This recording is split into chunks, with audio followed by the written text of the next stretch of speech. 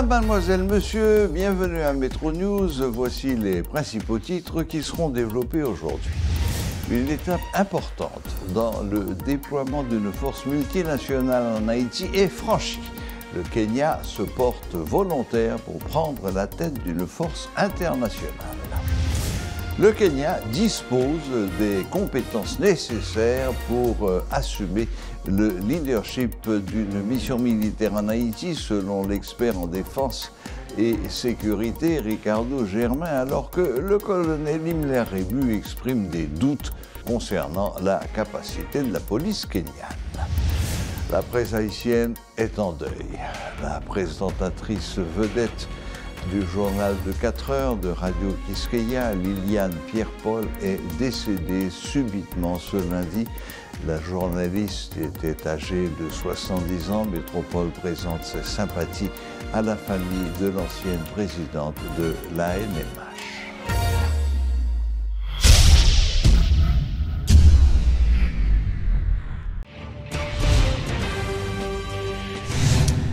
La présentatrice vedette du journal de 4 heures de Radio Quisqueya, Liliane Pierre-Paul, est morte ce jeudi.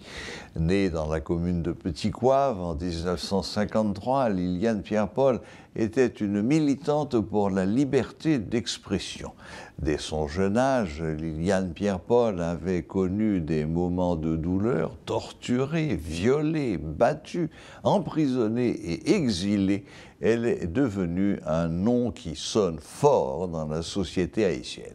Le 7 mai 1994, elle avait participé à la fondation de Radio Quisqueya avec son amie Marvel Dandin et Sonny Bastien. Ensuite, elle s'est impliquée comme directrice de programmation et secrétaire du conseil d'administration. Elle a aussi participé à la création de l'Association nationale des médias haïtiens, ANMH, en 2001. Bon, vous comprenez, un désastre,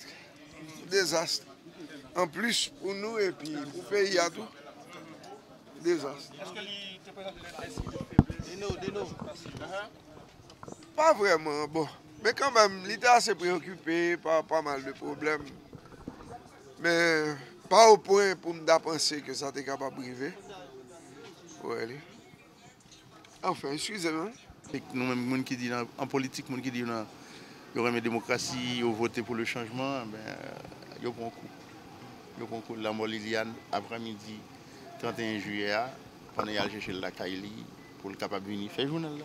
La préparer pour le venir, le tomber, il mené à l'hôpital, et puis l'entrée de l'hôpital, il va sortir. C'est comme ça la nouvelle.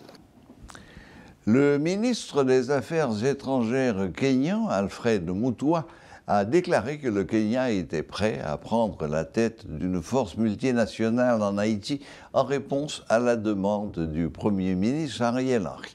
En réaction à cette annonce, le gouvernement haïtien, par la voix du ministre des Affaires étrangères et des cultes, Jean-Victor Généus, a exprimé sa gratitude envers le Kenya pour sa solidarité africaine et sa volonté de prendre la tête d'une force internationale en Haïti. Notons que la décision finale de confier la direction de cette force au Kenya sera soumise à la validation du Conseil de sécurité des Nations Unies.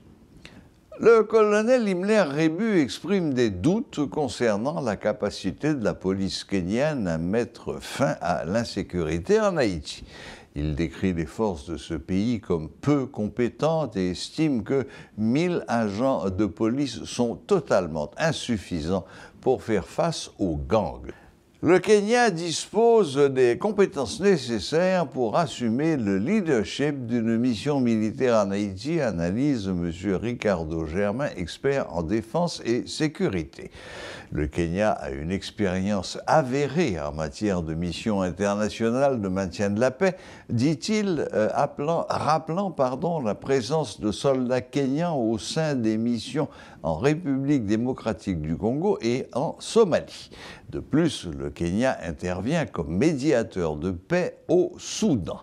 Aux yeux de M. Germain, les soldats kenyans ont la capacité requise pour avoir combattu des groupes armés redoutables tels le M23 au Congo ou les Chebab en Somalie. Haïti, situation pour confronter ça en crise pérenne, ou du moins son situation de conflit pérenne. Donc situation que si on n'est pas fait, est capable de rester là net et puis venir tourner en normalité. J'en sais dans des pays comme Somalie ou bien Yémen. Et c'est juste que ma préprendre c'est que Kenya il fait face à des groupes qui mieux structurés que les groupes en Haïti. Okay? Qui sont des redoutables combattants. C'est capable par exemple que c'est les Chebab en Somalie, El-Shebab et puis M23 en République démocratique du Congo. Est-ce que le groupe armé criminel en Haïti a la même capacité avec le groupe Sahel? Et puis Kenyato, les présents au Soudan, a fait médiation pour la paix, Soudan du Sud. Vous pensez qu'il y a suffisamment de troupes si ça t'a demandé? Les papes, c'est le contributeur 1. De 2, et parallèlement, la police nationale d'Haïti et éventuellement les forces armées d'Haïti. Donc, ce n'est pas une question de Kenya pas prendre toute charge et la mettre sur le dos. Là, pour le leadership de mission, ça ne veut pas dire que toute poids mission est sur le dos. Donc, on partage une responsabilité, mais il y a l'autre pays contributeur en équipement et en effectif humain.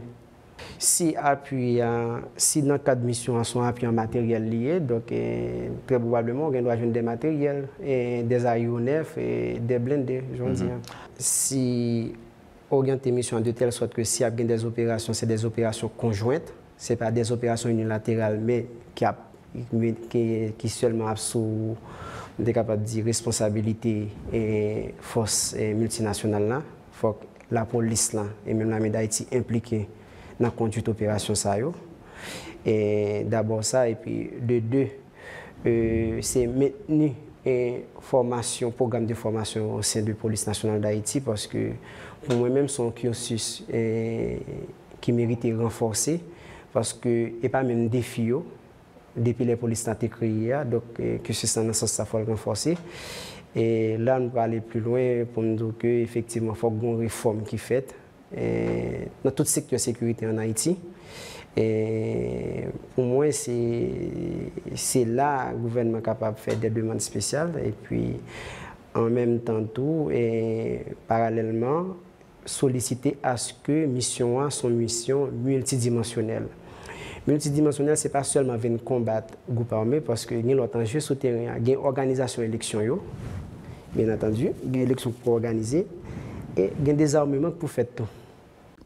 De nouveaux changements ont été opérés dans le déroulement des examens de fin d'études secondaires cette année.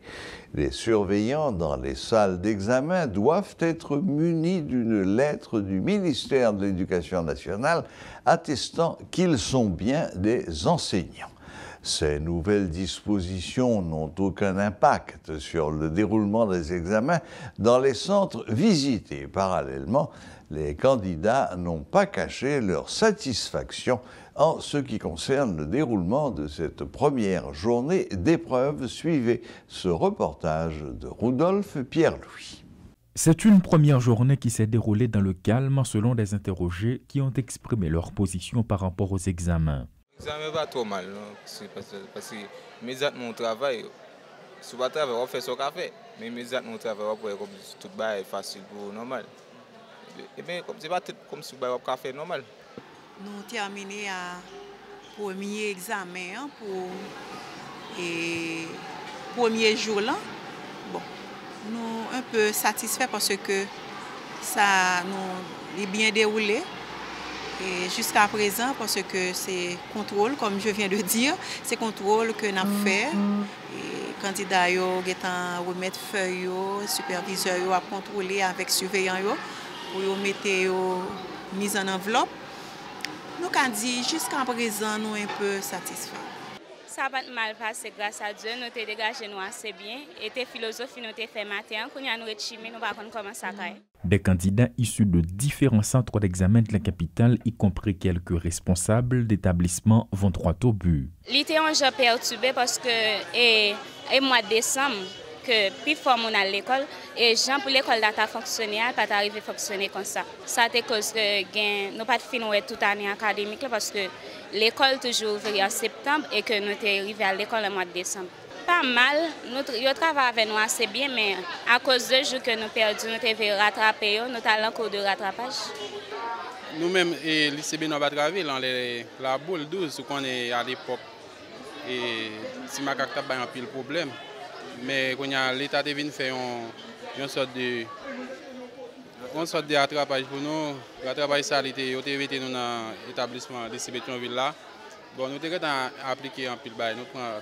Des dispositions ont été prises du côté du ministère de l'Éducation nationale et de la formation professionnelle. Si il y a plus de sécurité, oui, il y a plus de sécurité reposée, parce qu'il n'y a pas même Mounio qui l'a. Avant de commencer ce matin, nous avons fait une réunion pour donner les consignes et jusqu'à présent, ça avance. Comparativement aux années précédentes, le ministère de l'Éducation nationale et de la formation professionnelle, selon le ministre Nesmi Maniga, a adopté de nouvelles mesures cette année. Elles concernent directement ceux qui sont appelés à surveiller les candidats dans les salles d'examen. Ils sont inscrits par l'établissement où ils travaillent et l'inscription, comme je l'ai dit précédemment, se fait en ligne et ils doivent se présenter ce matin avec une lettre en main afin de certifier qu'ils sont véritablement des enseignants. Le ministre Nesmi Maniga a voulu que cette année, ceux qui sont appelés à surveiller les candidats dans les salles d'examen soient directement des enseignants, des professeurs qui enseignent en salle de classe. Il faut souligner également que les textes se présentent jusqu'à présent de deux façons, en créole et en français, et les candidats ont le choix. Notons que ce matin, le ministre Nesmi Maniga a effectué une visite durant la première journée du déroulement des examens d'État au lycée de Pétionville. Paul Léel et Rodolphe Pierre-Louis pour Télémétropole. Et pour conclure, la reprise des titres, une étape importante dans le déploiement d'une force multinationale en Haïti est franchie. Le Kenya se porte volontaire pour prendre la tête d'une force internationale.